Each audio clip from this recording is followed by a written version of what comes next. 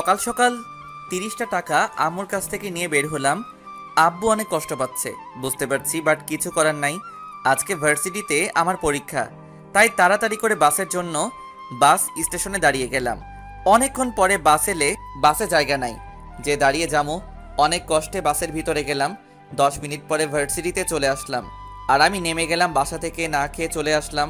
হাতে আছে 20 টাকা, বাসায় যেতে লাগবে 10 টাকা, আর 10 টাকা আমার কাছে থাকবে। ওই 10 টাকা দিয়ে একটা রুটি খেতে পারবো। দোকান থেকে একটা রুটি কিনলাম আর খেলাম, সাথে 1 গ্লাস পানি খেলাম। 10 টাকা দিলাম। তখন দোকানদার বলে, মামা 12টা দেন, 10 টাকা না। মামা রুটি 10টা না? মামা, রুটি 10 টাকা, সাথে 1 গ্লাস পানি, আর পানি হলো 2 টাকা।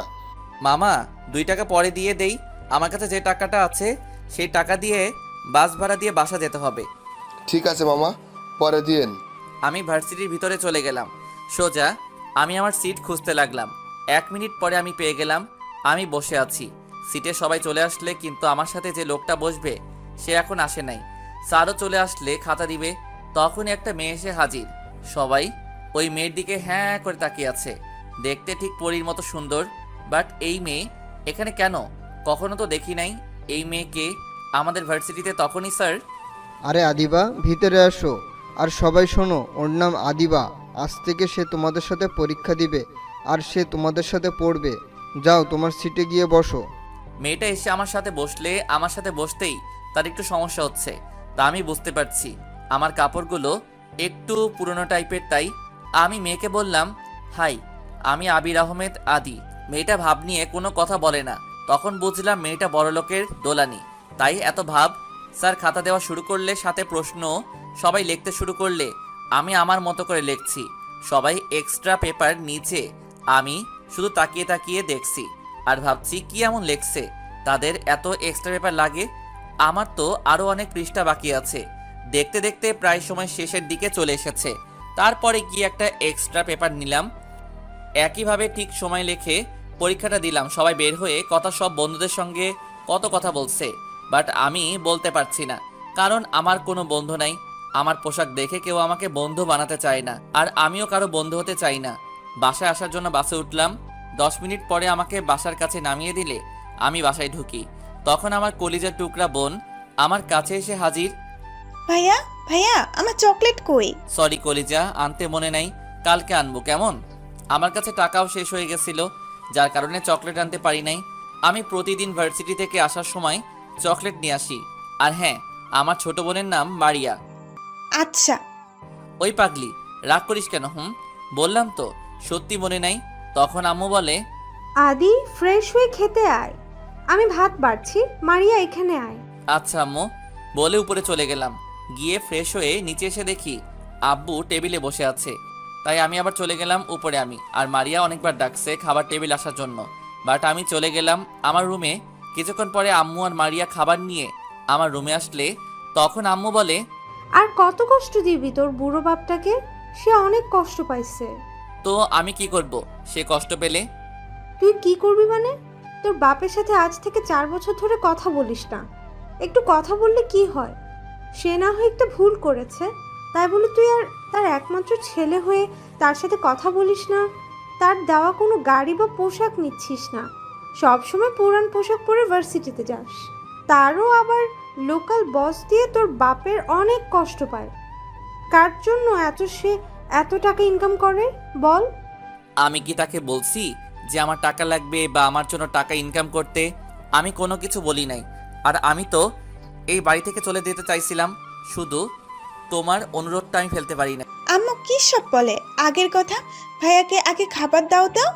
আম্মু আমাকে খাবার দিলে আমি চুপচাপ করে খাবার খেয়ে বাসা থেকে বের হলাম। মাঠে গেলাম খেলতে। অনেকদিন পরে খেলতে গেলাম। আমাকে মাঠে দেখে এলাকার ছোট ভাইরা অনেক খুশি হলে সবাই আমার কাছে আসলে, আর সবাই বলছে, ভাই, এতদিন পরে আপনি মাঠে আসলেন। আমি বললাম তাহলে চলে যাই আমি। আসলে আমাকে সবাই সম্মান করে। আব্বুর জন্য আমার পরিচয়টা দিয়ে নেই, আমি আবির আহমেদ আদি, আদি গ্রুপের মালিক। আব্বু হলো দেশের 10 জন ধনীদের মধ্যে একজন। আর একটা ছোট বোন আছে, নাম মারিয়া। আপনারা তো জানেন আমি আমার বোনকে অনেক ভালোবাসি। আম্মু বাসায় থাকে, আমাদের জন্য মজার মজার রান্না করে। আমাদের বাসা সবাই ঢুকতে পারে না। গেটের সামনে একটা লক আছে, যা চোখের ফিঙ্গারে বা আঙুলের চাপের মধ্যে খুলে বা দারোয়ান দিয়ে খুলাই, কারণ আব্বু অনেক শত্রু আছে, যদি কোনো ক্ষতি করে। তাই মাঠে সবার সাথে অনেকক্ষণ ক্রিকেট খেললাম। ভালো লাগলে সন্ধ্যার সময় বাসায় গেলাম, গিয়ে হাত মুখ ধুয়ে পড়ার টেবিলে বসলাম। অনেকক্ষণ পড়ার পরে আম্মু এক গ্লাস দুধ আর কিছু হালকা নাস্তা দিয়ে গেলে আমি ওইগুলো খেয়ে আবার পড়তে বসলাম। পড়তে পড়তে 11টা বেজে গেছে। আম্মু আমাকে পড়ার টেবিলে থেকে তুলে নিয়ে খাবার টেবিলে বসালে খাবার খেতে আমি হাত ধুয়ে খেতে বসলাম। আম্মু আমাকে বেড়ে দিলে আমি খেয়ে আবারও পড়ার টেবিলে গেলাম। পড়তে পড়তে পড়ার টেবিলে ঘুমিয়ে গেলাম। সকালবেলা ঘুম থেকে উঠে ফ্রেশ হয়ে হালকা নাস্তা করে বের হলাম বাস স্টেশনে, কিন্তু আজকে আর বাস আসছে না। কি করা যায়? দেখলাম একটা গাড়ি আসছে, আমি সিগন্যাল দিলাম। গাড়িটা থামালে আমি বললাম যে আমাকে একটু লিফট দেওয়া যায়। কোনো বাস পাওয়া যাচ্ছে না, আমার পরীক্ষা ভার্সিটিতে। আর তখন ড্রাইভার, আসলে ভাই আমি তো ড্রাইভার, আমাকে বলা হয়েছে ম্যাডাম ছাড়া যেন আর কেউ এই গাড়িতে না ওঠে। পিছনে ম্যাডাম আছে, তাকে আপনি বলেন দেখতে পারেন। ম্যাডামের কাছে যাই, গিয়ে দেখি এই কি, এ তো আদিবা। আমি বললাম প্লিজ একটু লিফট দেন, বাস পাওয়া যাচ্ছে না। ভাইয়া, আব্বু তোকে কি বলছে? ছোট লোকগুলোর কথা শোনার জন্য গাড়ি থামাইতেছো? আমার দেরি হচ্ছে, তাড়াতাড়ি চলো।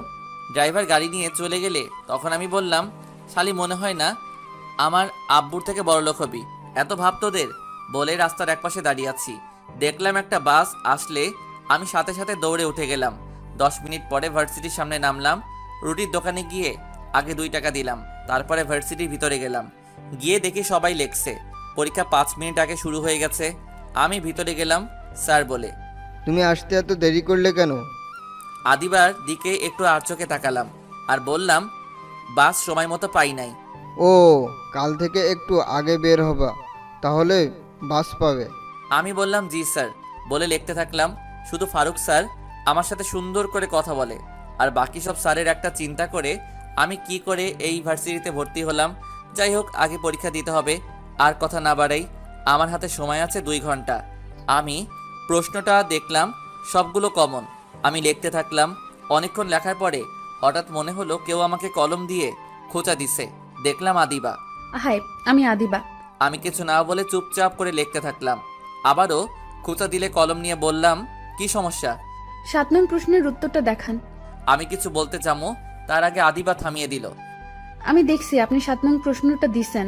ভাব নিয়ে বললাম, সরি, দেখানোর সময় নাই এখন, এমনিতে 10 মিনিট লেট আমার। তাও আপনি চাইলে আমাকে একটু হেল্প করতে পারতেন, তা আপনি করেন নাই। এখন আমিও পারবো না, বলে আমি আমার মতো করে লিখতে থাকলাম। আর আদিবা গাল ফুলিয়ে বসে আছে। নির্ধারিত সময় পরীক্ষা শেষ হলে আমি পরীক্ষার হল থেকে বের হলাম। দেখলাম আদিবার আগে গাল ফুলিয়ে আগুন হয়ে গেছে। আমি পরীক্ষার হল থেকে বের হতে হতে আদিবা আমাকে ডাকে। আমি তার কাছে গেলাম। আদিবা বলে, তুই আমার সাথে এমন করলি কেন? আমি কি করছি আপনার সাথে? আমাকে একটু দেখালে কি হতো তোর? আপনাকে দেখালে তখন আমার খাতাটা নিয়ে নিত স্যার, তখন কি হতো? আর আমার 10 মিনিট লেট হয়েছে আসতে। তো কি হয়েছে? কি হয়েছে মানে? ধ্যাত, আমি চলে আসলাম। আবার ডাকলো আদিবা। ওই ফকিনের বাচ্চা, তোকে যেতে বলছি। আমি রাগকে কন্ট্রোল করতে পারি নাই, গিয়ে সাথে সাথে কয়েকটা বসিয়ে দিলাম গালে। ওই ফকিনের বাচ্চা, তোর সাহস কত? তুই আমাকে থাপ্পড় মারলি। আবারও 2টা বসিয়ে দিলাম। চুপ, একেবারে চুপ। আরেকবার বললে তোর খবর আছে। ফকিনীর বাচ্চাকে কেন? তুই, তোর পোশাক দেখলে বোঝা যায় তুই কেমন ফ্যামিলির ছেলে। পোশাক দিয়ে কাউকে বিচার করতে নাই, কার মধ্যে কি আছে কেউ বলতে পারে না। তুই আমাকে মারার সাহস কোথায় পেলি?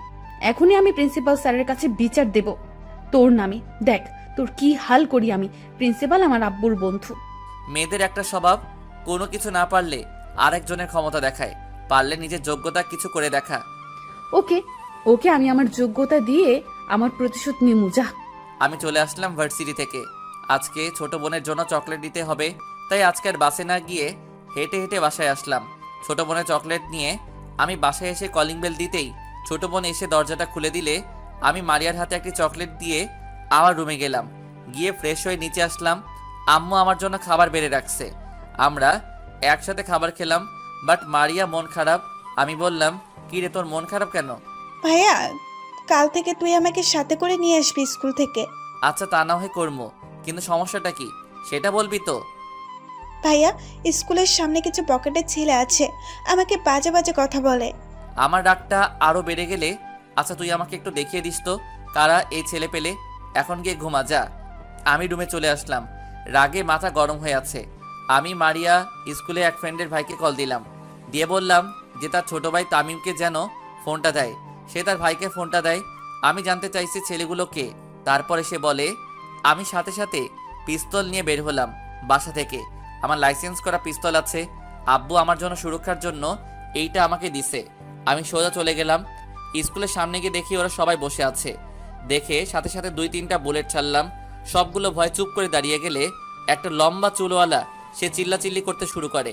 আমি তার পায়ে গুলি করি, সাথে সাথে সে নিচে পড়ে গেলে সবাই বলছে আমি কেন গুলি করছি। আমি কোনো কথা না বলে সবগুলোকে ইচ্ছে মতো মারলাম। এক একটার অবস্থা অনেক খারাপ, তারপরেও একই কথা বলছে তাদেরকে কেন মারছি, বাট কেউ ভয়ে জোরে জোরে কথা বলে না। আমি বললাম, শালা বাচ্চু, তোরা আমার বোনকে খারাপ নজরে দেখোস আর উল্টোপাল্টা কথা বলিস, আজকে তোদের মাস্তানি করা একেবারে বের করব। বলে ওদের হাতে আর মুখে ইচ্ছে মতো মারছি। তখনই পুলিশ আসলে, এই ছেলে, তুমি পিস্তল কই পেলে আর সবাইকে এইভাবে মারছো কেন? সবগুলো ছেলে বলে, স্যার আমাদেরকে বাঁচান, এই ছেলে আমাদেরকে মেরে ফেলবে স্যার। ওদেরকে মেরে ফেলবো বলে আর 2-1টা লাথি মারলাম। রাগ আমার কমছে না। ওই ছেলে, ঠান্ডা হও আর বলো কি হয়েছে। আর পিস্তলটা আমাকে দাও, তোমার পরিচয় বলো, না হলে তোমার বিরুদ্ধে মাস্তানি করার কারণে মামলা হবে। আমি আবির আহমেদ আদি। বাবার নাম বললাম, তাতে পুলিশ বুঝতে পারছে। আর বললাম, ওরা আজকে আমার বোনকে ইফটিজিং করছে। শুধু আমার বোনকে না, আরও অনেকের বোনের সাথে করে। আমার আব্বুকে কল দেয় আর আমার সম্পর্কে বলে, তারপরে আরও অনেক কথা বলে রেখে দেয়। তারপরে পুলিশ বলে, এইগুলো বেঁচে থেকে লাভ নাই, শালাদেরকে রাস্তার মধ্যে মেরে ফেলা দরকার।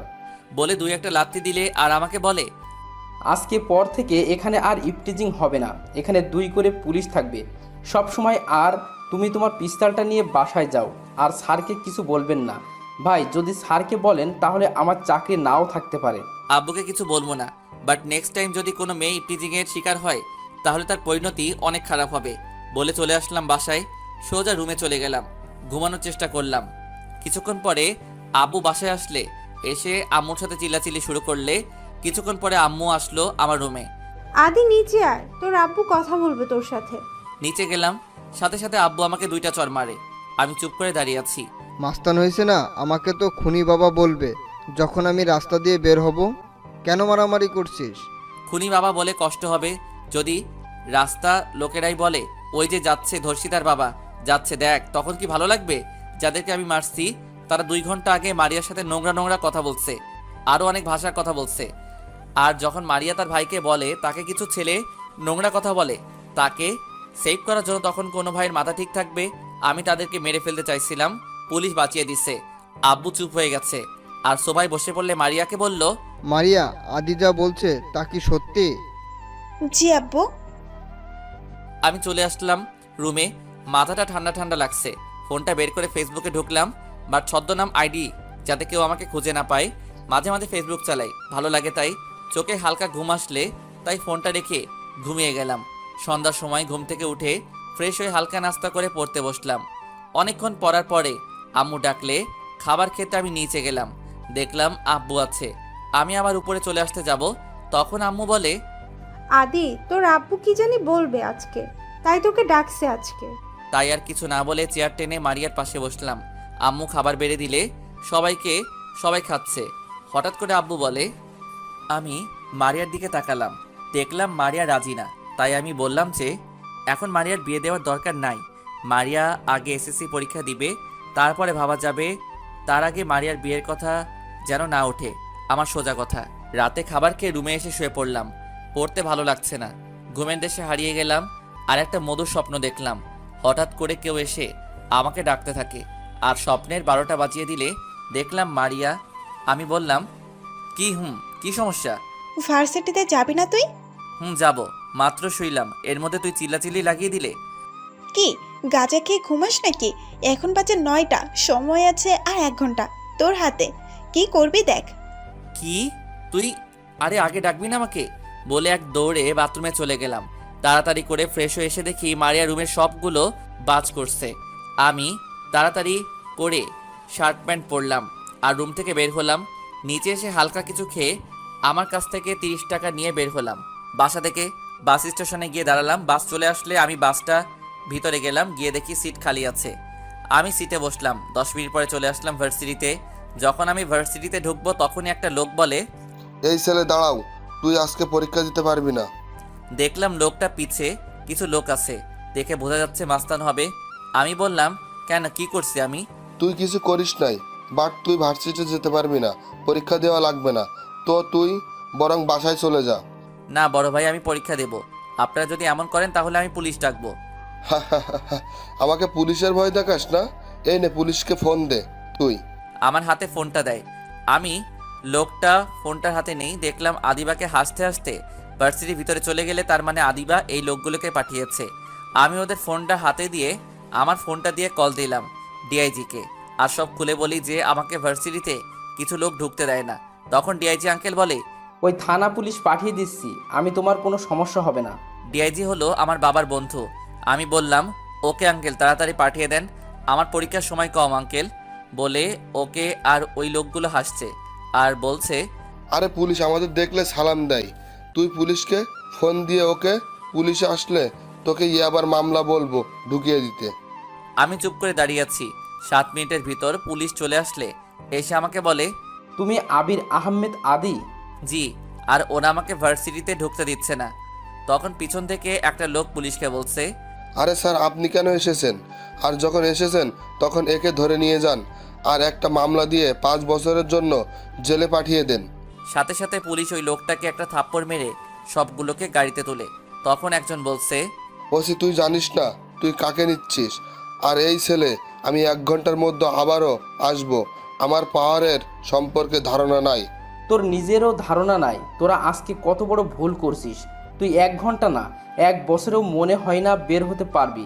আমাদেরকে সরাসরি ডিআইজি পাঠিয়েছে, আর ওই ছেলে ও কোনো সাধারণ ছেলে মনে হয় না, ওদেরও অনেক পাওয়ার আছে। মনে হয় তোরা এখন হারে হারে টের পাবি জেল কি জিনিস।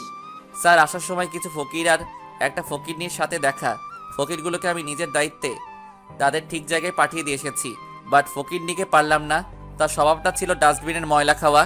একটু আর চোখে তাকালাম আদিবার দিকে, দেখলাম রাগে রুচির মতো ফুলছে। সময় হয়েছে, সবাই সোজা হও। বলে খাতা আর প্রশ্ন দিয়ে দিল।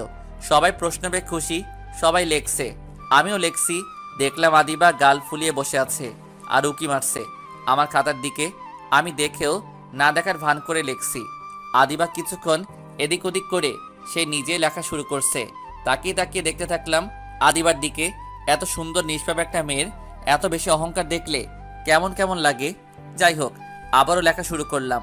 সময়ের আগে পরীক্ষা শেষ করে ফেললাম, কিন্তু আদিবা পারে নাই। আদিবা মন খারাপ করে আছে, কি আর করার, পরীক্ষা সবগুলোর উত্তর দিতে পারে নাই। আর আদিবার জন্য ভার্সিটির অনেকেই পাগল। আদিবা দেখতে যেমন, তার চেহারাটাও ঠিক তেমন, একটা মায়া মায়া ভাব আছে। আমি পরীক্ষা দিয়ে পরীক্ষার রুম থেকে চলে আসলাম। মাঠে এক কোণে দাঁড়িয়ে আছি, আর আদিবা দাঁড়িয়ে আছে অনেকগুলো ফ্রেন্ডের সাথে, কারণ আদিবার মতো ওরাও বড় লোক। আর আমি নর্মাল পোশাক পরি বলে আমার বন্ধু নাই, আর আমি কাউকে বন্ধু বানাতেও চাই না। আমার বন্ধু একজনই ছিল, আকাশ। আকাশ হলো আমার একমাত্র বন্ধু, যাকে আব্বু অনেক অপমান করে আর আমার জীবন থেকে হারিয়ে যায়। সেই কারণে আমি বাসা থেকে চলে যেতে চাইছিলাম, পারি নাই আম্মু আর মারিয়ার জন্য।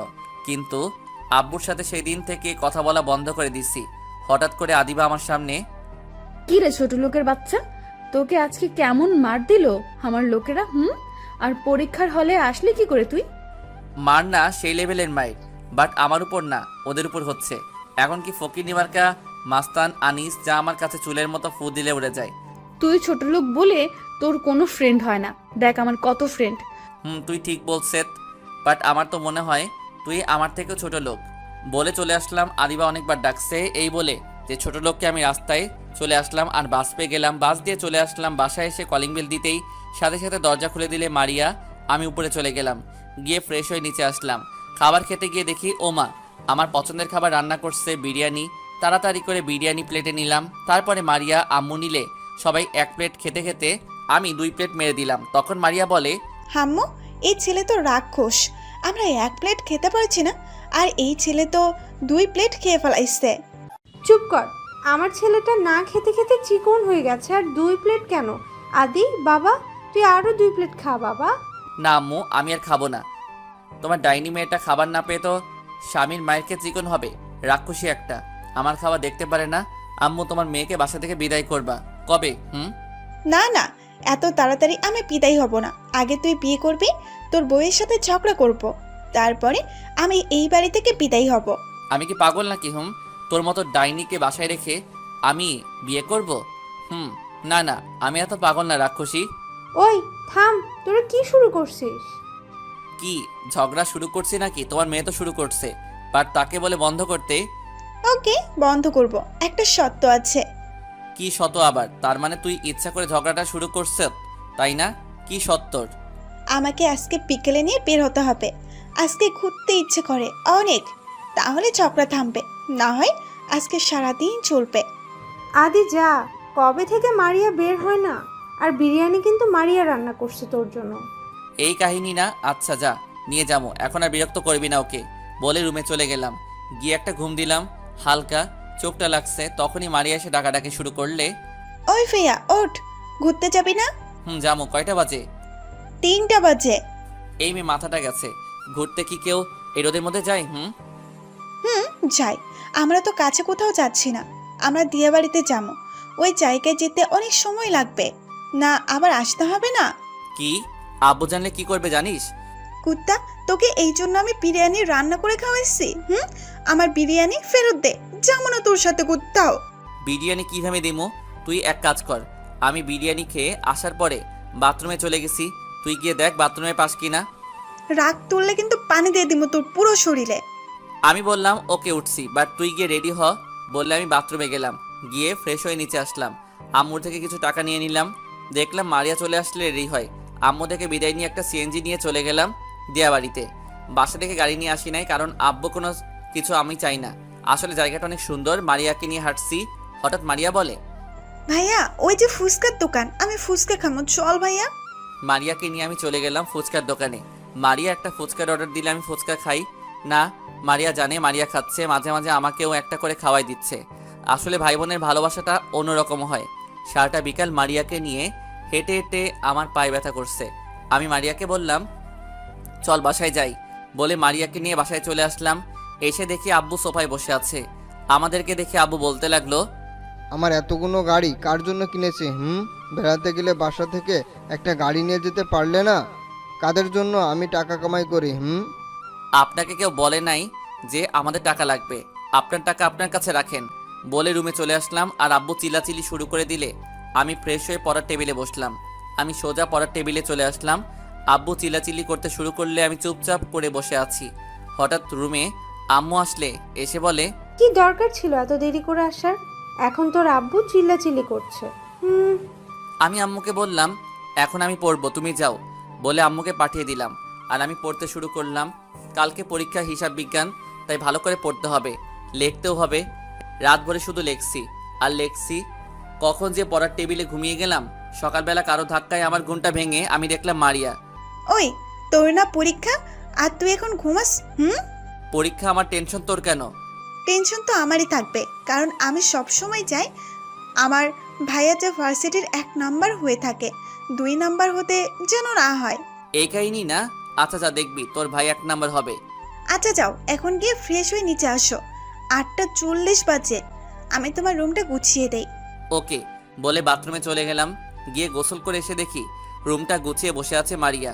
আমি রেডি হয়ে মারিয়া আর আমি একসাথে নিচে গেলাম। আমি নাস্তা করে বের হলাম। বাস স্টেশনে গিয়ে দাঁড়িয়ে আছি। বাস এলে আমি বাসে করে ভার্সিটিতে আসলাম। আজকে একটু তাড়াতাড়ি চলে আসলাম। মাঠে এক কোণে বসে আছি আর ভাবছি আকাশের কথা। আকাশ থাকলে না কত ভালো হতো। হঠাৎ করে একটা কাশির শব্দ হলে দেখলাম আদিবা আমার সামনে দাঁড়িয়ে আছে কিছু ফ্রেন্ড নিয়ে। আমি বললাম, সমস্যা কি আপনার? সমস্যা হলে তুই আচ্ছা বলতে তুই কেমনি ইউনিভার্সিটিতে ভর্তি হলি? তোর মতো ফকিনির পোলা তো এই ভার্সিটিতে চান্স পাওয়ার কথা না। সে আপনি না জানলেও চলবে। আপনি আমার পিছে পড়ছেন কেন? আর আপনি জানেন আমি ফকিনি না, কোটিপতির ছেলে। এমনিতে হতে পারে আমার বাবা 10 জনের একজন। হুমা বলে কি এই ফকিনের বাচ্চা? মানুষ রাতে স্বপ্ন দেখে, আর এই ফকিনের বাচ্চা তো দিনের বেলা স্বপ্ন দেখে রে। আমার রাগ চেপে বসলে মাথা, এই মাইয়া শুধু আমাকে ফকিনি বলে। এইটা শুনে আমি ক্লান্ত হয়ে গেছি। আজকে কিছু একটা করতেই হবে। থাপ্পড় দেওয়া যাবে না। একেবারে যখন তার শিক্ষা হয় নাই তার, আর হবেও না। তাই মনে মনে সিদ্ধান্ত নিয়ে ফেললাম, তার ফ্রেন্ডের সামনে তার ঠোঁটে কিস দিয়ে দিলাম। আদিবা অনেক জোরাজোরি করছে ছাড়ার জন্য। আমি শক্ত করে ধরে রাখছি। 30 সেকেন্ড পরে ছেড়ে দিছি আর বললাম, এখন কি করবি? এই ফকিনি বাচ্চা, তোকে কিস করছে, এখন কি করবি? তোকে তো আমি দেখে নেব। যা যা, পারলে কিছু করে দেখাস। বলে চলে এলাম পরীক্ষার হলে। সময় আছে 10 মিনিট। একা একা বসে আছি। হঠাৎ করে একটা মেয়ে আসলে বলে, হাই, আমি জান্নাতুল ইসলাম ঈশা। আবির আহমেদ আদি। আমরা কি ফ্রেন্ড হতে পারি? না। কেন, কোনো সমস্যা? আদিবা আপনাকে আমার কাছে পাঠাচ্ছে প্রতিশোধ নেবার জন্য, তাই না?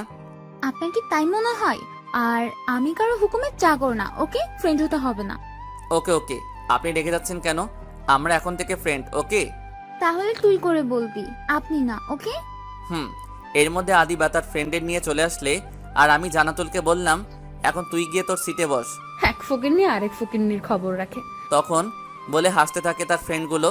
যে মেয়ে ফকিন্নি কিস খায়, সে মেয়ে যে কত বড় লোক তা আমার জানা হয়ে গেছে। তখন আদিবা সাথে সাথে আমার শার্টের কলার ধরে ফেলায়। আরও কিছু একটা বলতে যাবে, এর মধ্যে স্যার চলে আসলো। কি হয়েছে এইসব? স্যার, এই তো ছোট লোকটা তোমাকে কি করেছে সে? আমাকে স্যার বলতে পারবো না। যদি বলতে না পারো তাহলে ওকে ছেড়ে আর সোজা হয়ে বসো। আদিবা লক্ষ্মী মেয়ের মতো করে আমাকে ছেড়ে দিল, আর আমি সোজা হয়ে বসলাম। তখন স্যার সবার উদ্দেশ্য করে বলে, এইটা হলো শিক্ষা প্রতিষ্ঠান। এখানে ছোট লোক বড় লোক বলতে কিছুই নাই। এখানে সবাই জ্ঞান অর্জন করার জন্য এসেছে। তুমি বড় লোক বলে আরেকজনকে ঘৃণা করবা তা না, সবাই এখানে মিলেমিশে থাকবা। আর কখন আদির সাথে আদিবা ঝগড়া না দেখিয়ে বলে দিলাম, যদি দেখি তাহলে সত্যি সত্যি দুজনের জন্য অনেক কঠিন শাস্তি আছে। আমি স্যারের কথা শুনে চুপ হয়ে গেলাম। আর এই বজ্জাত মেয়ে থেকে একটু দূরে থাকা ভালো। স্যার পরীক্ষার খাতা আর প্রশ্ন দিলে আমি প্রশ্ন পেয়ে ভালো লাগছে, কারণ আজকে আমার সব কমন পড়েছে। আমি মন দিয়ে লেখা শুরু করলাম। হিসাব বিজ্ঞান। এই টাকা নিয়ে মাথা গরম করে পরীক্ষা দেওয়া যায় না, ঠান্ডা মাথায় লিখতে হয়। জাবেদা ছিল তাই সহজ করে নিলাম, তারপরে নগদ ছিল তাও করে নিলাম, তারপরে খতিয়ান করে নিলাম। বাট খতিয়ান করতে গিয়ে অনেক সমস্যায় পড়তে হয়েছে আমার। পিছে ছিল জান্নাতুল, তাকে বললাম সব কিছু কি ঠিকভাবে দিছে কি না। জান্নাতুল বলে খতিয়ান সমস্যা। আমি জান্নাতুলকে খতিয়ানটা করার জন্য সাহায্য করলাম। এইভাবে সবগুলো উত্তর সুন্দরভাবে করে নিলাম। আর দেখলাম আদিবা কাটাকাটি করা শুরু করে দিছে, আর আমার দিকে আর চোখে তাকায়। চোখে চোখ পড়তেই আমরা দুইজনই চোখ নামিয়ে নিলাম। স্যার যথাসময় সবার খাতা নিয়ে নিলে আমি বের হলাম পরীক্ষার হল থেকে। তখন জান্নাতুল বলে, আদি, মাঠে একটু দাঁড়া, আমি আসছি। ওকে তুই আয়। বলে আমি এক কোণে দাঁড়িয়ে আছি। 2 মিনিট পরে জান্নাতুল আসলে আমরা দাঁড়িয়ে কথা বলছি। হঠাৎ করে আদিবা চলে আসলে, সাথে তার ফ্রেন্ডরাও আছে। আদিবা বলে, দেখ দেখ, এক ফকিন্নি আরেক ফকিন্নির কাছে আইছে, দেখলে বমি বমি আসে। পমি আমাকে দেখে আসে নাকি অন্য কোনো কাহিনী আছে? পরে তো আবার আমার উপর অন্য কোনো মামলা ঢুকিয়ে দিবে। তখন আদিবা রেগে গিয়ে আমার শার্টের কলার ধরে বলে, কি বলতে চাস তুই? আর ফকিন্নি তো ফকিন্নি, চিন্তা ভাবনা থাকে। ফকিন্নিকে এত অহংকার কিসের তোমার? তুমি দেখতে সুন্দরী, বাবার টাকা আছে বেশি, এই জন্য? তোর বাপের থেকেও আমার আব্বুর টাকা কম না।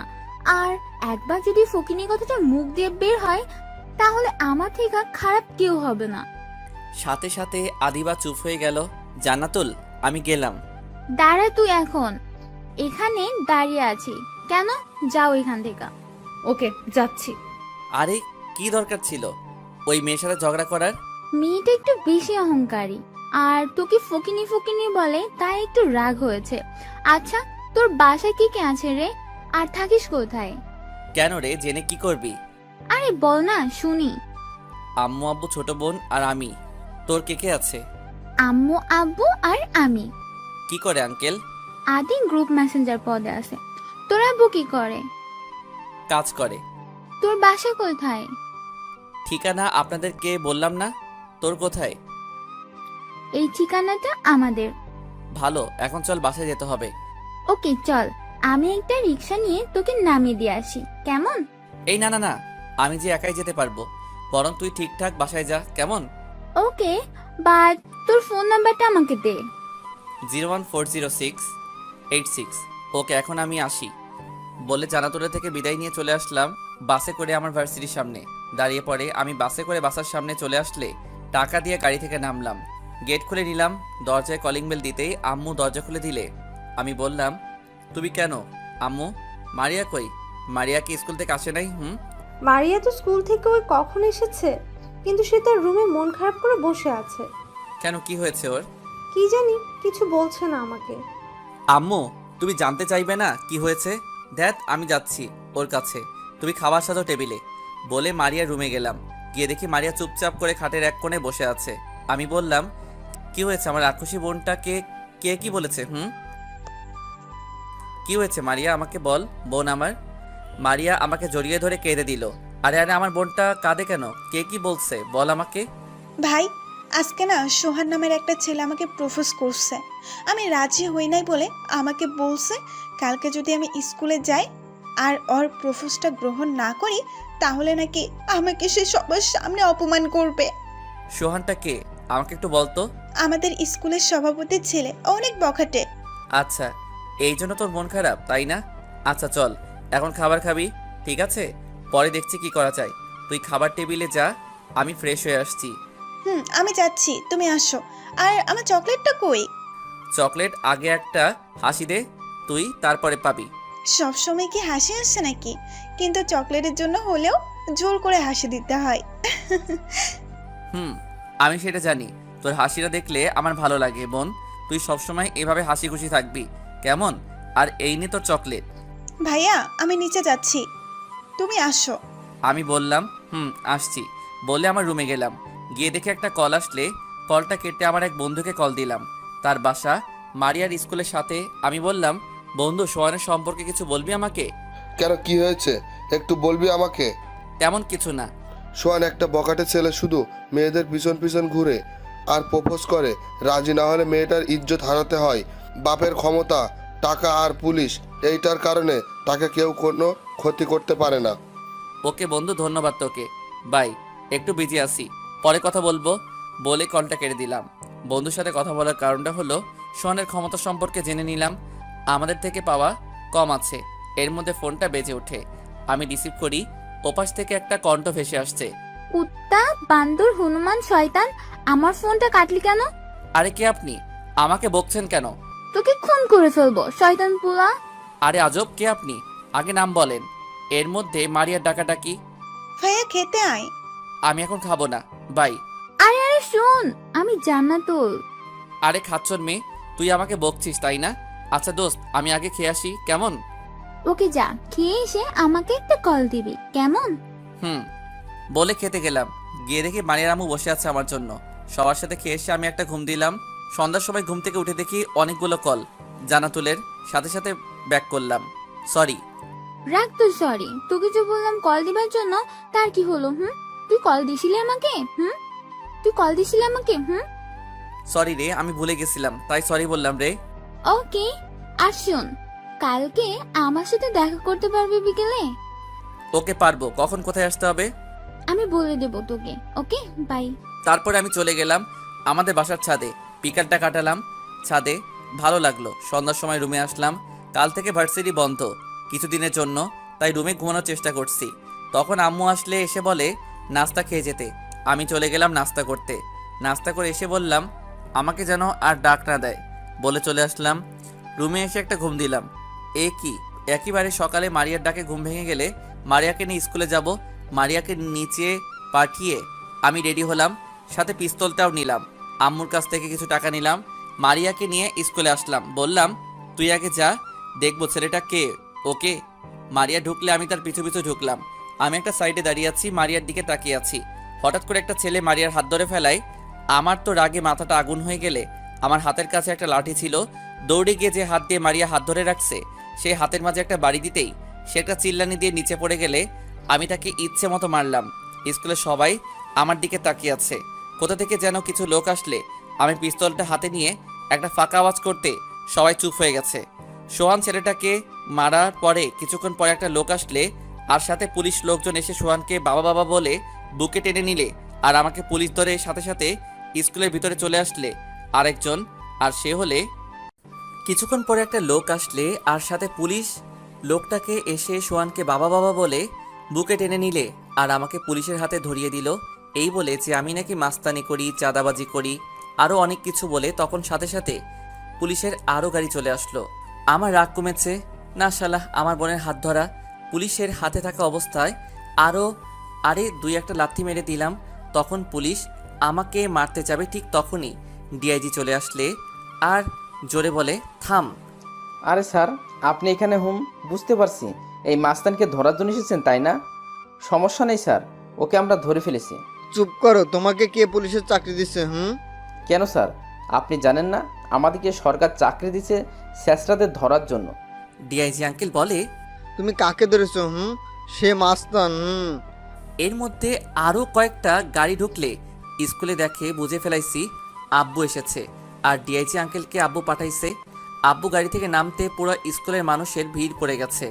আর যে পুলিশ আমাকে ধরে রাখছে, সেই পুলিশ আমার হাত ছেড়ে দিয়ে আব্বুর কাছে চলে গেলে সেফটের জন্য আমি সেই সুযোগে সোহানকে আরও মারতে থাকলাম।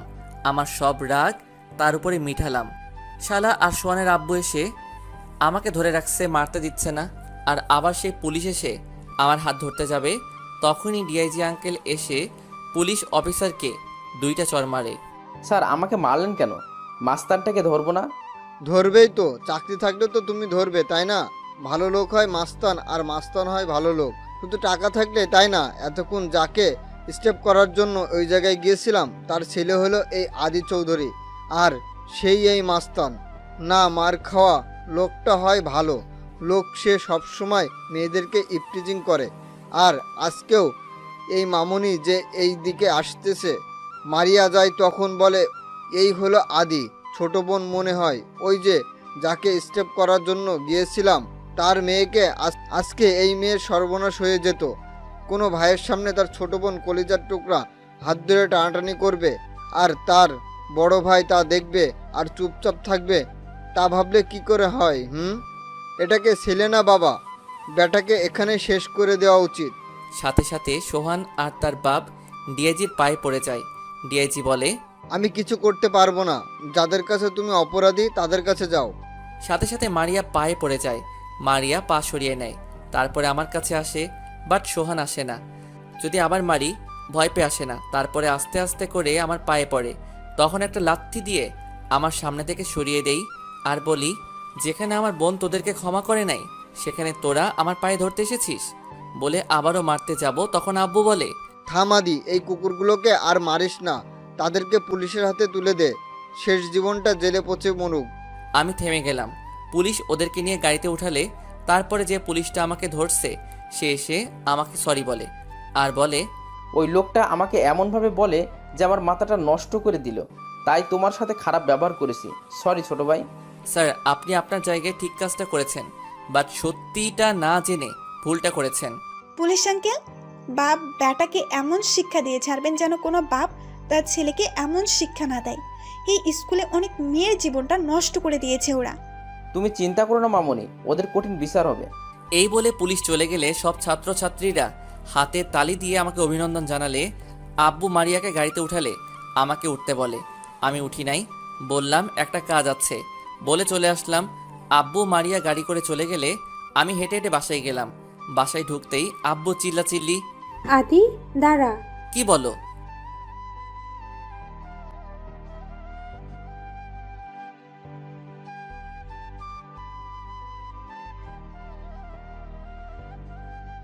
বোনের জন্য মারামারি করবো না তো কার জন্য করবো? সে আমার বোন, আমাকে তো সব বলবে। আমার বোনকে কেউ কাঁদাবে তা আমি মেনে নিতে পারবো না। আর তোমাদেরকে বললেই বা কি হতো? পুলিশ পাঠিয়ে তাকে ধরে নিতে, আবার সাথে সাথে ছেড়েও দিত। বাট আমি তাদেরকে হাতে কলমে শিখিয়ে তারপরে শ্বশুরবাড়ি পাঠিয়েছি। আমি যদি ওই সময় ডিআইজিকে না পাঠাতাম তাহলে যে কি হতো আল্লাহ ভালো জানে। কি আর হতো ভাইয়া, ওদেরকে গুলি করে দিত, তাই না ভাইয়া? চুপ, একেবারে চুপ। শয়তানি বুদ্ধি ছাড়া আর কোনো বুদ্ধি আসে না মাথায়। যা রুমে যা। আমি চলে আসলাম রুমে। এসে মাথাটা ঠান্ডা করার জন্য শুয়ে পড়লাম। খাটে আস্তে আস্তে করে ঘুমের দেশে হারিয়ে গেলাম। হঠাৎ করে ঘুমটা ভেঙে গেলে আসলে আমি একটা স্বপ্ন দেখলাম। একটা মেয়েকে, বাট তার চুলের জন্য তার মুখ দেখা যাচ্ছে না, কারণ তার এলোমেলো চুল বাতাসে উঠছে। তখনই তার মুখখানি দেখতে যাব, তখনই ঘুমটা ভেঙে গেলে আফসোস নিয়ে বাথরুমে গেলাম। এসে দেখি জান্নাতুল কল দিছে। আমি রিসিভ করে তখন জান্নাতুল বলে, এ হারামি, কই তুই? কেন, বাসায়, কিছু বলবি? শালা তুই না আমার সাথে দেখা করবি? সব কি ভুলে বসে আছিস কুত্তা? ও সরি, আসছি। কই আসতে হবে বল। সরি তোর কাছে রাখ, তুই এই ঠিকানায় চলে আয় কেমন? হুম বলে ফ্রেশ হয়ে নিচে আসলাম। তখন আম্মু বলে, কই যাস বাবা আদি? এই যে আম্মু, একটু বাইরে যাব, বন্ধুর সাথে দেখা করতে। কয়েকটা টাকা দাও তো। আম্মু 500 টাকা দিলে আর বলে তাড়াতাড়ি যেন বাসায় ফিরি। আমি ওকে বলে চলে আসলাম বাহিরে। জান্নাতুলের ঠিকানা গিয়ে দেখি রাক্ষসীটা আগে চলে আসছে। আমি বললাম, বল, দেখা করতে বললি কেন? কোনো সমস্যা হয়েছে নাকি? না, আজকে তোকে আমি ট্রিট দেব, তাই এখানে আসতে বলছি। সত্যি নাকি? বাট হঠাৎ ট্রিট কেন? এমনি তোকে ট্রিট দিতে মন চাইছে, তাই দিলাম। বল কি খাবি? আমার তবে একটা খাবার পছন্দ, বিরিয়ানি। তাই আমি কাচ্চি বিরিয়ানি অর্ডার দিলাম 2 প্লেট। 4 মিনিট পরে বিরিয়ানি আসলে আমরা বিরিয়ানি খেলাম। খেয়ে রেস্টুরেন্ট থেকে বের হলাম। তখন জান্নাতুল বলে, সামনে একটা পার্ক আছে, ওইখানে গিয়ে বসি। চল। চলে গেলাম ওই জায়গায়। প্রায় সময় ওইখানে আসি মারিয়াকে নিয়ে। বিকালটা ভালো লাগে, অনেক বাচ্চা আসে, খেলাধুলা করে, পরিবেশটা দেখতে সুন্দর লাগে। চল ওই জায়গায় বসি। গিয়ে বসলাম। আচ্ছা আদি, তুই কি কখনো প্রেম করছিস? না রে, এইসব প্রেম ভালোবাসা আমার ভালো লাগে না। তুই করছ? না, তবে একটা ছেলেকে আমার খুব ভালো লাগে, বাট ভয় বলতে পারছি না। কি ছেলে না কি? আর তুই ভয় পাস? তোর তো অনেক সাহস। ভালো লাগলে বলে ফেল, আর না হয় পরে আর বলতে পারবি না। আচ্ছা, ছেলেটার নাম কি রে? তখন জান্নাতুল নামটা শুনে আমার মনটা কেমন কেমন যেন করতে শুরু করে দিল। জান্নাতুল যে নামটা বলে সেই নামটা হলো আকাশ। আমার বন্ধুর কথা মনে পড়ে গেল, আমার মনটা খারাপ হয়ে গেল। তখন জান্নাতুল বলে, কি রে, কি হয়েছে তোর আবার? কিছু না। আচ্ছা চল আর বাসায় চলে যাই। কেন, তোর কি ভালো লাগে না? কি হয়েছে বল তো আমায়। আরে কিচ্ছু হয় নাই। আচ্ছা, সামনে তো 14 ফেব্রুয়ারি আসছে, তখন তাকে তুই প্রপোজ করে দিবি, কেমন? আমি একটা মেয়ে হয়ে তাকে প্রপোজ করব, সে করতে পারে না? সব সময় কি ছেলেরা প্রপোজ করবে নাকি? এখন থেকে মেয়েরাও করবে। আমি করব না তাকে প্রপোজ।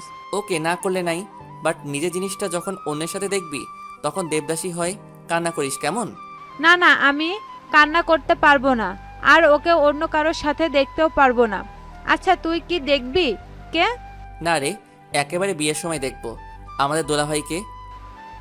ও মা গো, মেয়ে তো লজ্জাও পাইছে। বাহ বাহ, ভালো তো। কুত্তা, তুই জানিস না মেয়েরা বিয়ের কথা বললে লজ্জা পায়? ও মা, তাই নাকি? এই কথাটা কি সত্যি নাকি? মেয়ে বিয়ের কথা শুনলে লজ্জা পাই? আচ্ছা চল, আজকে তুই আমাদের বাসায়। না রে, আমি বাসায় যেতে হবে এখন। আচ্ছা চল, আমি তোদের বাড়িতে যাব, আন্টি আঙ্কেল আর তোর ছোট বোনের সাথে পরিচয় হই। দেখ, তুই হলি বড় লোকের একমাত্র মেয়ে, আমার মতো সামান্য একটা ছেলের বাসা যাবি, তা মানায় না রে। কুত্তা, বন্ধুদের মধ্যে কখনো বড় লোক আর ছোট লোক হয় না রে। চল এখন আমি তোদের বাসায় যাব।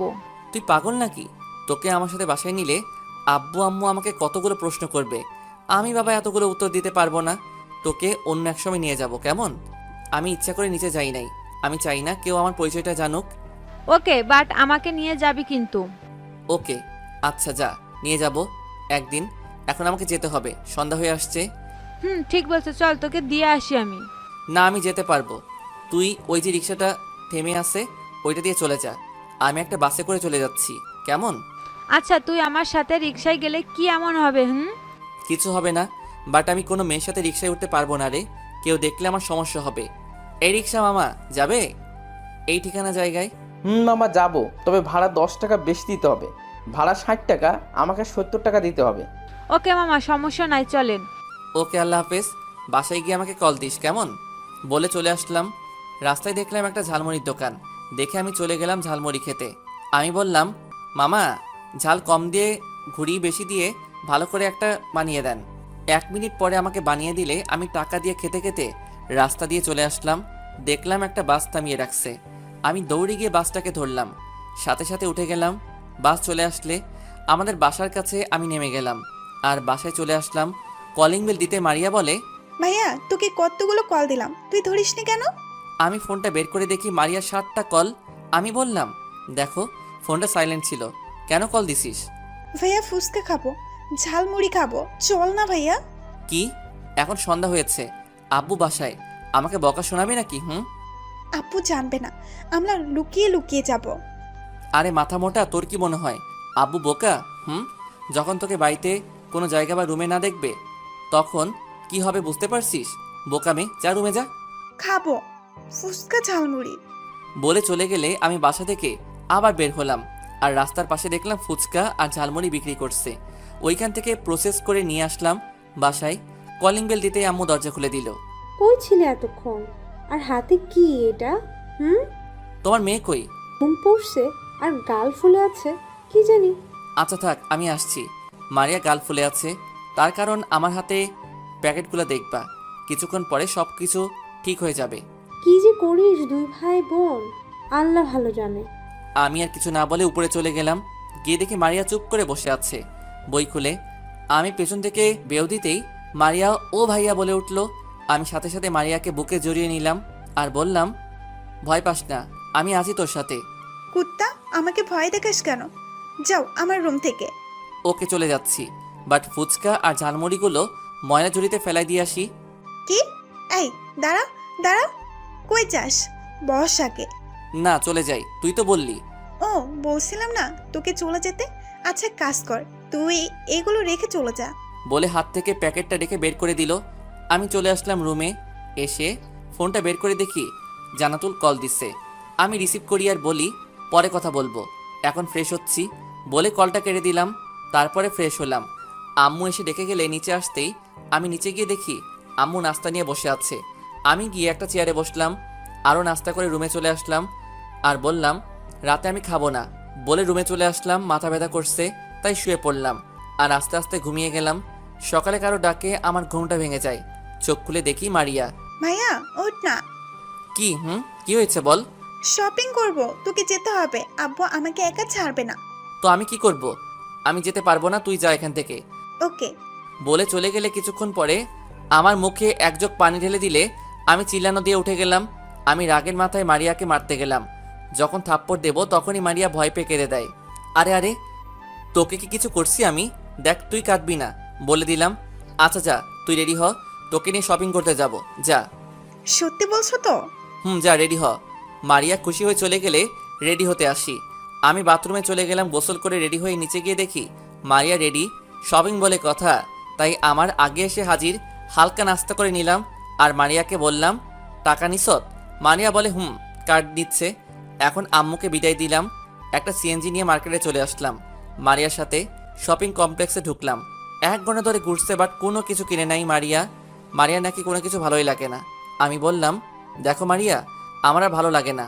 তুই যদি এভাবে ঘুরতে থাকিস আমি তোরে রেখে চলে যাব। কিন্তু রাগ হচ্ছে মারিয়া। কি করব, পছন্দ হচ্ছে না তো। তাহলে আম্মুর সাথে শপিং করতে আসবি। এখন চল বাসায়। এই না না না, সত্যি এবার কিনবো। বলে একটা দোকানে গেলাম। দেখতে দেখতে মারিয়া একটা ড্রেস পছন্দ হয়েছে। ওই ড্রেসটা মারিয়া কিনে ফেলে।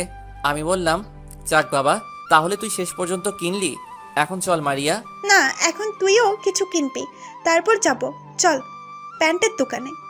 আমি বললাম না, আমার আছে, এখন চল বলে মারিয়াকে জোর করে নিয়ে আসলাম বাহিরে। মারিয়া তো সেইভাবে রেগে আছে। আমি চুপচাপ দাঁড়িয়ে আছি। মারিয়া রাগ করে আছে আমি কেন কিছু কিনলাম না। তাই আমি একটা সিএনজি ডাকতে গেলাম। ঠিক তখনই কি হলো মনে নাই। মারিয়া একটা চিল্লানি দিলে আর আমি নিচে শুয়ে পড়লাম। দেখলাম একটা গাড়ি ওপাশে এসে আমাকে ধাক্কা মারে, যার কারণে আমার হাতে সমস্যা হয়। আমি নিচে পড়ে গেলে আমার হাতে ব্যথা পাই। গাড়ির নাম্বারটা মনে রেখে দিছি। মারিয়া দৌড়ে আমার কাছে আসে।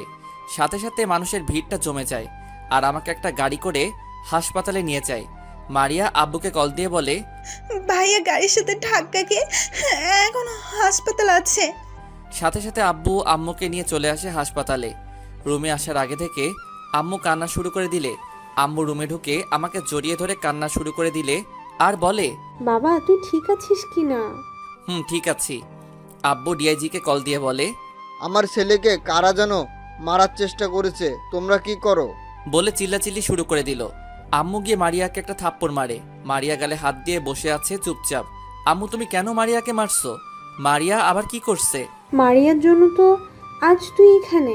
মারিয়া যদি তোকে নিয়ে না আসতো তাহলে আজকে তুই হাসপাতালে থাকতি না। ও মা, এখানে মারিয়া কি দোষ? এইটা আমার নিয়তি ছিল। মারিয়া, আমার কাছে আয়। কি হলো, গাল ফুলিয়ে দাঁড়িয়ে আছিস কেন? এখানে আয়। মারিয়া আসে আমার কাছে। আমি বললাম, দেখ, মন খারাপ করে থাকিস না বোন, আম্মু তোর দোষ দিচ্ছে। আমি তো জানি তোর দোষ নাই। নিজের ছেলে রাস্তা দেখে চলতে পারে না, মাঝে আবার আরেকজনকে দোষ দিচ্ছে। তখন আব্বু এসে চিল্লাচিল্লি শুরু করে দিল যে এই বলে, আমার এত গাড়ি, টাকা পয়সা কার জন্য কামাই করি? যেই গাড়ি আমার কোনো কাজে আসে না, 3-4 বছর আগে একটা ছেলের জন্য বাপের সাথে সম্পর্ক নষ্ট হয়ে যায়। আমার কি বাপ ডাক শুনতে ইচ্ছা করে না? আজ যদি তুই গাড়ির নিচে পড়ে মরে যেতিস তাহলে আমাদের কি হতো সেটা একবার ভেবে দেখেছিস? না, যখন নিজে একদিন বাপ হবি তখন বুঝবি আমার কি পরিমাণ কষ্ট হয়েছে। আচ্ছা আদি, তুমি কি কেউকে সন্দেহ করো? না পুলিশ আঙ্কেল। কিছু একটা বলো যেটা দিয়ে আমরা তাকে ধরতে পারি। একটা জিনিস আমার মনে আছে, ওইটা দিয়ে ধরতে পারেন। কি সেইটা বলো, আমরা চেষ্টা করব তাড়াতাড়ি যেন খুঁজে পাই। আদির মা, বলে দিলাম আজ থেকে যেন সে নিজের গাড়ি বাদে বের না হয়। তোমার ছেলের মাথাটা ঢুকিয়ে দিও। আদি কি বলছে তুই শুনছিস? চুপ হয়ে আছি। কি শুরু করছো তোমরা? ভাই অসুস্থ আর তোমরা চিল্লাচিল্লি শুরু করছো? কিছুক্ষণ পরে ডাক্তার আসলে এসে বলে, আপনার রোগী বাসায় নিয়ে যেতে পারেন। আম্মুর সাথে সাথে আমাকে তুলে নিলে একদিকে আম্মু, আরেকদিকে আব্বু, আর মারিয়া মাঝখানে। আব্বু আমাকে শক্ত করে ধরে রাখছে আর আম্মু অন্য দিক দিয়ে ধরে রাখছে। আসলে আজ বুঝলাম আব্বু আম্মু যে কি পরিবার ছাড়া বেঁচে থাকা মানে হয় না। আব্বুর উপর যে রাগ ছিল সেই রাগটা আমার কমে গেছে। আমাকে গাড়িতে ওঠানো হলে একপাশে আম্মু, আরেক পাশে মারিয়া আর আব্বু সামনের সিটে। ঠিক মতো রাস্তা পার হতে পারিস না তুই? পারি তো, বাট কখন যে কি হয়ে গেল আমি বুঝে উঠতে পারি নাই। বুঝবে কি করে? বুঝতে হলে চোখ কান খোলা রাখতে হয়। আবারও ভাইয়াকে বকা দিচ্ছ তোমরা? চুপ থাক, বেশি কথা বলিস কেন তুই? কিছুক্ষণ পরে আমি বাসায় চলে আসলাম। আমাকে আমার রুমে দিয়ে আসলে আমি শুয়ে পড়লাম। হঠাৎ করে মনে পড়লো আমার ফোনের কথা। আমি সাথে সাথে মারিয়াকে ডাকলাম আর বললাম আমার ফোন। মারিয়া বলে, আমি জানি না, কই তোমার ফোন? কি তুই ফোনটা রাখবি না? এত কিছু খেয়াল ছিল না। যা তুই আমার সামনে থেকে যা এখন। রাগের কি আছে? নতুন একটা ফোন কিনে নিলে তাহলেই তো হয়। আমি চুপ করে আছি। মারিয়া কিছুক্ষণ পর ফোনটা আমার হাতে দেয়। ফোনটা পেয়ে আমার মুখে একটা হাসি ফোটে। কি আছে এই ফোনে যা তোমার হাসি ফুটালো? তুই বুঝবি না বলে মারিয়াকে রুম থেকে বের করলাম। তখনই জান্নাতুলের কল। কি রে, কি খবর তোর? আলহামদুলিল্লাহ ভালো, তোর কি খবর? আলহামদুলিল্লাহ ভালো আছি। দেখা করতে পারবি আজ? না রে, এখন আর দেখা করা সম্ভব না। আচ্ছা পরে কথা বলি, আম্মু এসেছে বলে কলটা কেটে দিলাম। কি করিস? শুয়ে আছি। দেখলাম আব্বু আম্মু পিছে খাবার নিয়ে দাঁড়িয়ে আছে। আমি আমাকে শুয়ে থেকে তুলে দিলে আব্বু নিজের হাতে আমাকে খাবার খাওয়াই দিল। আসলে আব্বু আম্মু যে কি তা এখন বুঝতে পারছি। খাওয়া দাওয়া শেষ করে আমাকে শুয়াই দিল। এইভাবে কেটে গেল অনেক দিন। বাট জান্নাতুলের সাথে আর দেখা করি নাই, শুধু ফোনে কথা বলছি। দেখতে দেখতে ভার্সিটিও খুলে গেল, আমিও সুস্থ হয়ে উঠি। অনেক দিন পরে ভার্সিটিতে যাব। আম্মু অনেকবার বলেছে যে গাড়ি নিয়ে যাবার জন্য, বাট আমি যাই নাই, সেই বাসে যাই। আমি বাসে করে ভার্সিটিতে গেলাম। দেখলাম আদিবা তার বন্ধুদেরকে নিয়ে দাঁড়িয়ে আছে, আমাকে দেখে মজা নিচ্ছে। আমি তাদের সামনে দিয়ে যাচ্ছি, দেখলাম জান্নাতুল ওই কোনায় দাঁড়িয়ে আছে। যে ওদের সামনে দিয়ে যাব ঠিক তখনই আদিবা আমাকে ল্যাং মেরে ফেলাই দিল। একটি গাড়ির উপর আমার কপালটা ফুলে গেছে। আদিবা আর তার বন্ধুরা মজা নিয়ে বলে আমি নাকি হাঁটতে পারি না, তাই নাকি আমি পড়ে গেছি। তখন জান্নাতুল, ওই তোরা তো তাকে ল্যাং মেরে ফেলাইছিস, আমি তো দেখলাম। জান্নাতুল আমার কপালটা দেখে সাথে সাথে আমার কাছে এসে বলে, আদি চল, তোর কপালটাই বরফ দিতে হবে। চল বলে গাড়ি কালারের দিকে নজর গেছে, সাথে গাড়ির নাম্বারের দিকেও গেল। সাথে সাথে রাগটা বেড়ে গেল। আমি বললাম, জান্নাতুল আমি যাব না, তুই একটু দূরে যা। কেন আবার কি হয়েছে তোর? দেখে তো মনে হচ্ছে রেগে আছিস এই গাড়িটার সাথে। আরে গাড়ি দেখে লাভ নাই, এমন গাড়িতে উঠে কখনো পারবি না তুই। জান্নাতুল ওই যে লাঠিটা আমাকে একটু এনে দে প্লিজ। ওকে এনে দিচ্ছি, বাট কি করবি? বলতে বলতে জান্নাতুল আমাকে এনে দিলে লাঠিটা আমি হাতে নিয়ে প্রথম বাড়িটা সামনের গ্লাসে মারলাম। সাথে সাথে আদিবা লাফ দিয়ে উঠলে, এই তুই কি পাগল হয়ে গেছস নাকি? ওই ফকিন্নির পোলা, তোকে বেচলেও এই গাড়ির এক চাকাও কিনতে পারবি না। কে শুনে কার কথা? আমি ইচ্ছে মতো গাড়ির কাজ ভাঙছি। জান্নাতুল আমাকে বাধা দিচ্ছে, বাট আমি কারো কথা শুনছি না। কেউ আমার কাছে আসেও না ভয়ে। আদিবা তার আব্বুকে কল দিয়ে সব বলে, আর আমি এই দিক দিয়ে সব কমপ্লিট করে ফেলাইছি। তখন জান্নাতুল বলে, আদি তুই বাসায় চলে যা, আদিবা তার বাবাকে কল দিছে। আমি শিওর আদিবার বাবা পুলিশ নিয়ে আসবে। প্লিজ আদি চলে যা তুই। আরে পুলিশ আসলে আসবে, বাট আমি কোথাও যাব না। আমাকে যদি ধরে নিয়ে যায় যাক, তুই এত টেনশন করিস কেন? করব না টেনশন। তোর কোনো আইডিয়া আছে গাড়ির দাম কত হবে? 50 লাখ হবে। আমাকে পুলিশ ধরে নিয়ে যাবে তো যাক, দেখি কোন পুলিশ আমাকে ধরে। বলে জানাতুলের হাত ধরে আদিবার সামনে দিয়ে চলে আসলাম। আর বেচারি বসে বসে কান্না করছে। জানাতুল শুধু চিন্তা করে যাচ্ছে। আমার গাড়ি ভাঙা দেখে সবাই অবাক। কিছুক্ষণ পরে ভার্সিটিতে পুলিশের গাড়ির সাথে একটা ভদ্রলোক ও আদিবা দৌড়ে গিয়ে ভদ্রলোককে আমাকে দেখিয়ে দিল। লোকটা আমার কাছে এসে আমার গালে 2টা চড় মেরে বলে, তুমি জানো এই গাড়িটা আমার মেয়ের খুব পছন্দ গাড়ি ছিল, কিছুদিন আগে শোরুম থেকে কিনে দিলাম, আর তুই সেই গাড়িটা নষ্ট করে দিলি। বলে আমার কলারটা ধরে নিয়ে গেছে পুলিশের কাছে। কিরে তুই মাস্তানি শুরু করছো? আজ বুঝতে পারবে মাস্তানির ফল কি হয়। স্যার, আদির কোনো দোষ নাই। আদিবা তো আদিকে ল্যাং মেরে ফেলায়, আর আদির কপালটা ফুলে যায়, তাই রাগের বসে সে এইটা করে বসে। ওই মেয়ে, যাও এখান থেকে যাও। বলে জানাতুল করে পাঠিয়ে দিলে আর আমাকে বলে, তোর বাড়ির নাম্বারটা দে, কল দেই। বাড়ির নাম্বার দিয়ে কি হবে বলেন? আমি যা করছি তা ঠিক কাজটাই করছি অফিসার। চুপ কর। সাথে ভদ্রলোকটা বলল, কি এমন করেছে ছোট লোকটা? আমার মেয়ের শখের জিনিসটা নষ্ট করে দিছিস, তাকে নিয়ে চলেন। কি হলো, দে নাম্বার। আমি কিছু না বলে আমার ফোনটা বের করে ডিআইজি আঙ্কেলকে কল দিয়ে পুলিশ অফিসারের কাছে দিলাম। তখন পুলিশ অফিসার, ওই তুই কে রে? তাড়াতাড়ি করে গাড়ির জরিমানা নিয়ে ভার্সিটিতে চলে আয়, আর না হয় তোদের সবাইকে ধরে নিয়ে এমন মামলা দিব আর কখনো বের হতে পারবি না। ওই তুমি কে? আমি ডিআইজি বলছি। তুমি কোন থানার পুলিশ অফিসার? পুলিশের হাত থেকে ফোনটা পড়ে যাচ্ছে। মাটিতে পড়ার আগে ফোনটা আমি ধরে নিলাম আর আমি ডিআইজি স্যারের সাথে কথা বলছি। ডিআইজি বলে, কি নাম অফিসারের? আমি নামটা দেখতে যাব, তখনই দেখি হাত দিয়ে নামটা আড়াল করে ফেলায় আর বলে চোখে ইশারায় সরি।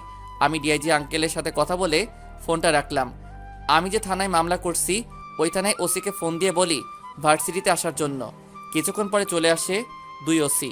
একটু দূরে গিয়ে কথা বলে কথা শেষ করে চলে আসলে, এই গাড়িটা আপনার মেয়ে চালায় তাই না? ডিআইজি ওসি সাহেব। কয় তারিখে কিনে দিছেন? 7 তারিখে। সাথে সাথে পুলিশ আমাকে ছেড়ে দিয়ে আদিবা ধরে ফেলে। তা দেখে তো সবাই অবাক। ভদ্রলোক বলে, এই কি হচ্ছে? মামলা করলাম, আমি আপনাকে আনছি আমি মাস্তানকে ধরার জন্য, বাট আপনি আমার মেয়েকে ধরেছেন, মানে কি? আপনার মাথা ঠিক আছে তো? আপনার মেয়ের নামে মামলা হয়েছে 7 দিন আগে, মারার মামলা। এই ছেলেটাকে মারার চেষ্টা করেছিল, এই ছেলের জন্য বেঁচে যায়, বাট তার হাতের সমস্যা হয়, তাই ছেলেটা রাগে বসে গাড়িটার গ্লাস ভেঙে। এখন আমরা আপনার মেয়েকে ধরে নিয়ে যাব যতক্ষণ না মামলা তুলছে।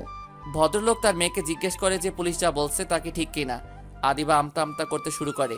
তাতে ভদ্রলোক বুঝে যায়, আমার কাছে এসে বলে, বাবা তুমি আমার ছেলের মতোই, ওই সময় তোমার গায়ে হাত তুলেছিলাম, সরি বাবা, আমাকে ক্ষমা করো, না বুঝে তোমাকে একটা থাপ্পড় দিলাম। আরে আঙ্কেল, ক্ষমা চাইতে হবে না, আপনি তো বলছেন যে আমি আপনার ছেলের মতো। তখন লোকটা বলে, আমার মেয়েটাকে আমি মানুষ বানাতে পারি নাই বাবা, মামলাটা তুলে ফেলাও, যদি টাকা লাগে তাহলে আমি আপনাকে টাকা দেব। তখন একটা ওসি এসে বলে, ওই যে মিস্টার, আপনি কাকে টাকা গরম দেখাচ্ছেন? জানেন কে উনি, কার ছেলে? তখন আমি পুলিশ অফিসারকে থামিয়ে দিয়ে ভদ্রলোককে বলি, আপনার মেয়ের বিরুদ্ধে মামলা আমি তুলে নেব, বাট আপনার মেয়েকে এইটা শুধু বলতে বলেন যে আমার কাছে এসে সবার সামনে সরি বলতে, তাহলে আমি মামলা তুলে নেব। তখন আদিবার বাবা, ওকে তোমাকে সরি বলবে। বলে আদিবা কাছে যায় আর সরি বলতে বলে। আদিবা সাথে সাথে মানা করে। আদিবার বাবা সাথে সাথে একটা থাপ্পড় মেরে বলে, যাও বলছি ছেলেটার কাছে সরি বলো। আদিবা রাগে ফুলে আছে, আমার সামনে এসে আমাকে সরি বলে। আমি কিছু না বলে দাঁড়িয়ে আছি। আদিবা আমার সামনে থেকে চলে যায় আর আমি পুলিশকে বলি মামলাটা আমি তুলে নিলাম, সব এখানে শেষ। বলে পুলিশ চলে যায়। তখন জান্নাতুল, ওই আদি, বুঝলাম না কি থেকে কি হলো, আমাকে একটু খুলে বলতে কি হয়েছিল এতক্ষণ? আদিবা যে কিনা এত অহংকার মনের মধ্যে, সে মেয়ে তোকে সরি বলতে বাধ্য হয়েছে? এত কিছু জানতে হবে না তোর, এখন চল ভিতরে যাই, ক্লাসের সময় হয়ে গেছে। চলে, বাট আজকে কোনো কিছু আমি বুঝলাম না, কি হলো? আগে চল ক্লাস করে নেই, তারপরে না হয় একদিন জানাবো। বলে ক্লাসে চলে আসলাম। সবাই আমাকে দেখে চুপ হয়ে গেছে। আমি আমার সিটে বসে পড়লাম। এর মধ্যে স্যার চলে আসলে স্যার এসে আমাকে বলে, আদি তুমি দাঁড়াও তো। আমি দাঁড়িয়ে গেলাম। তখন স্যার বলে, কি হয়েছে আজকে তোমার আর আদিবার মধ্যে একটু বলবা? আর গাড়িটা কেন নষ্ট করছে তারা? স্যার পরীক্ষা যেদিন শেষ হয় সেই দিন আমাকে একটা গাড়ি ধাক্কা মারে। তখন ক্লাসের সবাই অবাক। তখন আমি আবারও বলতে থাকলাম, যখন আমাকে ধাক্কা মারে তখন আমি অল্পের জন্য বেঁচে যাই, বাট আমার হাত মচকে যায়। তার জন্য আমি 1 সপ্তাহ শুধু বিছানায় ছিলাম। 1 সপ্তাহ পরে আমি ঠিক হই, বাট আমার আব্বু তখন পুলিশকে কল দেয় আর মামলা করে। আমি ওই গাড়ির নাম্বার আর কালারটা আমার মনে ছিল, তার উপর ভিত্তি করে আমার মামলাটা নেওয়া হয়। আজ যখন আমি ভার্সিটিতে আসি, এখন আদিবা দাঁড়িয়ে আছে। আমি যখন তার সামনে দিয়ে যাচ্ছি তখন সে আমাকে ল্যাং মেরে ফেলায় আর আমার কপালটা ফুলে যায়। আর যখন দেখলাম ওই গাড়িটা, তখন থেকে আমার পুরা মাথা গরম হয়ে যায় আর রাগের বশে তার গাড়িটা নষ্ট করে ফেলাই। তারপরে কাহিনীটা সবাই দেখছে। আচ্ছা বাদ দে, এখন সবাই মনোযোগ দিয়ে বোর্ডের দিকে তাকাও। আমরা সবাই স্যারের কথা শুনছি। হঠাৎ করে জান্নাতুল আমাকে কলম দিয়ে খোঁচা মেরে বলে, ওই কুত্তা, এত বড় একটা দুর্ঘটনা ঘটে গেল, আমাকে জানালে না কেন? আরে এমনি জানাই নাই। আদিবাকে একটা শিক্ষা দেওয়া দরকার। বাপের টাকা বেশি, অহংকারী দেখায়। তার বাপের টাকা আছে তাই দেখায়, তাতে তোর সমস্যা কই? যাক বাবা, যার জন্য করি চুরি সেই বলে চোর। তোর জন্য বললাম যে তাকে একটা শিক্ষা দেওয়া দরকার, আর তুই আমাকে, যা, তুই কথা বলবি না। আমি তো তোর সাথে মজা করছি, তুই রাগ করিস কেন? আরে আদিবাকে শিক্ষা দেওয়া আমার দরকার নাই। একদিন সে তার নিজের সব ভুল বুঝতে পারবে। সামনে তাকিয়ে দেখি স্যার আমার সামনে। কি এটা কি গল্প করার জায়গা নাকি? যাও, এখন ক্লাস থেকে বের হবে, তোমরা দুজনে যাও। জি স্যার বলে জান্নাতুলকে নিয়ে বের হলাম আর বললাম, তোর জন্য স্যার ক্লাস থেকে আমাকে বের করে দিছে। বারে, আমি কি করছি? আমি যদি বলি তোর জন্য আমাকে বের করে দিছে? আমার জন্য তোকে বের করছে কুত্তা। তুই তো আগে আমাকে খোঁচা মারছত। আমি তোকে খোঁচা মারছি? তুই কথা বললি কেন? তুই কথা না বললে আমাদেরকে আজকে ক্লাস থেকে বের করতো না। ওরে সাতচুন্নি, তুই খোঁচা মারবি আর আমি চুপ করে থাকবো না? থাকবে, তুই চুপ থাকবি কুত্তা। আমি কুত্তা হইলে তুই সাতচুন্নি। আদি, বাসা যেতে হবে রে আমার এখন। কেন, আজকে তোকে ছেলেপক্ষ দেখতে আসবে নাকি? আরে না, আব্বুর শরীরটা ভালো না, তাই যেতে হবে রে। ওকে যা। জান্নাতুলকে একটা রিকশায় তুলে দিলাম আর আমি বাসে করে বাসায় চলে আসলাম। এসে কলিং বেল দিতেই আম্মু দরজাটা খুলে দিল। কি রে বাপ, তোর কি শরীর খারাপ নাকি রে? কপালে হাত দিয়ে বলে, আর তোর কপালে কি হয়েছে? এইভাবে ফুলে আছে কেন? তোর বাপকে আমি কল দিচ্ছি এখনই। আমি আম্মুকে ডাক দিয়ে বলি, আম্মু কি শুরু করছে? আসার সময় উপর দিক তাকিয়ে